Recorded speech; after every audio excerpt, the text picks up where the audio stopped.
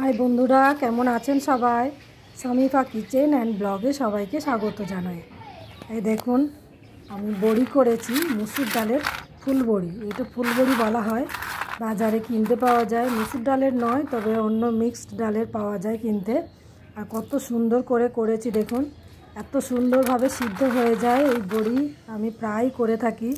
আর একটু কড়কড়ে রোদ হলে বা একটু রোদের তীব্রতা থাকলে একদিনে যাতে শুকিয়ে যায়, সেই রকম রোদ হলে আমি প্রায় প্রতি বছরই করে থাকি এবং বাড়িতে এগুলো কৌটো করে তুলে রেখে দিই। সময় অসময় বড়ি নিয়ে সবজিতে দিয়ে রান্না করি। বড়ি, আলু, বেগুন, ডাঁটা সবজির তরকারি, বিভিন্ন রকম তরকারিতে বড়ি দেওয়ার জুড়ি মেলা ভাগ। এই বড়ি দিয়ে তরকারি করতে অনেকেই পছন্দ করে বড়িটা খেতে। আমার তো খুবই ভালো লাগে, আমাদের সবাই খুব পছন্দ করে। আমি সেই জন্য বেশি বেশি করে রাখি। আমি দেখুন এক কৌটো হয়েছে। কিছুটা ডাল, মুসুর ডাল ভিজিয়ে দেবো। এর সঙ্গে অন্য কোনো রকম ডাল দেবো না, এটা শুধু মুসুর ডালের বড়ি হবে। জল নিয়ে নিয়েছি, এতে মুসুর ডাল দিয়ে দেবো আন্দাজ মতো। আমাদের ঘরে যে ছিল যেটুকু, সেটুকুই আমি নিয়ে নেব। আর আপনারাও বাড়িতে বড়ি তৈরি করে খাবেন। তবে পুরো ভিডিওটা দেখবেন, লাইক দিয়ে ভিডিওটা দেখবেন প্লিজ। আর ভিডিওটা স্কিপ করবেন না, কারণ ভিডিওটা না দেখলে আপনারা বুঝতে পারবেন না। যারা জানেন না, যারা বড়ি দেওয়াটা জানেন তারা হয়তো বুঝতে পারবেন সবটাই, কিন্তু যারা জানেন না ভিডিওটা না দেখলে তারা বুঝতেই পারবেন না। আমার বাড়িতে যেটুকু ডাল ছিল আন্দাজ মতো মুসুর ডাল আমি সবটাই নিয়ে নিয়েছি। প্রায় 500-র মতো হবে, 500 কি তার বেশি একটু হয়তো হবে। ডালটাকে খুব ভালো করে চটকে ধুয়ে নিয়েছি। ধুয়ে নিয়ে এটাকে আমি এবার ঘন্টাখানেক কি ঘন্টা দেড়েক মতন আমি ভেজাবো। দেখুন ডালটা ভেজানো হয়ে গেছে। এবার আমি পেস্ট করে নেব। গ্রাইন্ডারে দিয়ে দিচ্ছি, দিয়ে আমি পেস্ট করে নেব। 3 বার হয়েছে আমার এরকম করে।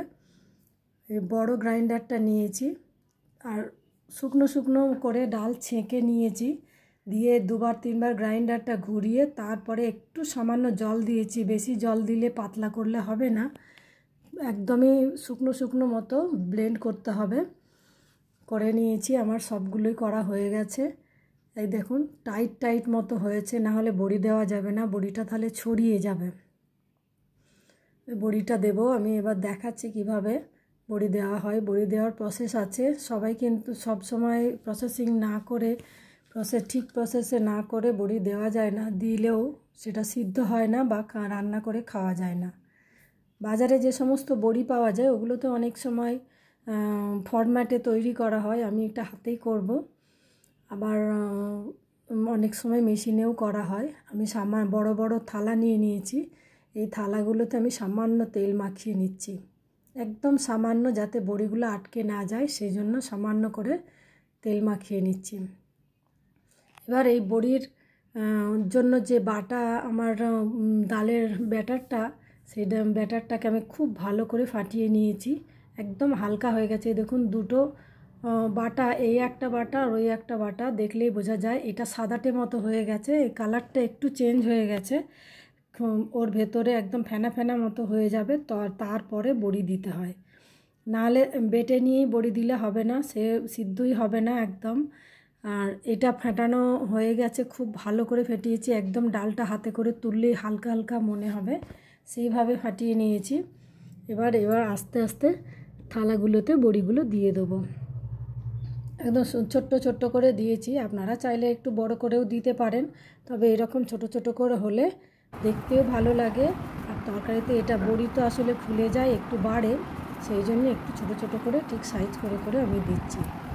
আর এদিকে আমার ছোট মেয়ে আমাকে একটু হেল্প করছে, দুজনে মিলে। তবে আমি কিছুটা, আমার কাজ আছে, কিছুটা দিয়ে আমি চলে যাব। ওই সবটা দিয়েছে, পুরো থালাগুলো সাজিয়ে ওই দিয়েছে আমার ছোট মেয়ে, সেই সব বড়ি দিয়েছে। আর আমি এই খানিকটা দিয়ে আমি চলে যাব। পুরো ওই বসে বসে সবগুলো আমার মেয়ে দিয়েছে বড়িগুলো। দেখুন একটা থালা পুরো ভরে গেছে, এটা সরিয়ে দিয়ে আমি আবার পরের থালাগুলোতে দেবো। এগুলো কিছুটা বেঁচে আছে ধারগুলোতে, সেজন্য দিয়ে দিচ্ছি। 3টে থালায় আমার হয়েছে, একটা বড় হাঁড়ির ঢাকাতে হয়েছে, আর 2টো বড় বড় থালাতে এই বড়িগুলো দেওয়া হয়েছে। একদম দেখেন জল নেই বলে, একটু টাইট টাইট বলে, সেই জন্য বড়িগুলো চারদিকে ছড়িয়ে পড়ছে না, আমি যেভাবে রাখছি সেভাবেই থেকে যাচ্ছে। আর দেখুন 3টে থালাতে পুরো ভরা ভরা মতো হয়ে গেছে। এদিকে জানালা দিয়ে রোদ পড়েছে বাড়িতে, সেই জন্য ধূপছায়া হয়েছে। দেখাচ্ছে, আমি ছাদে নিয়ে গিয়ে এটা দিয়ে আসবো। এখন সকাল 8টা বাজে।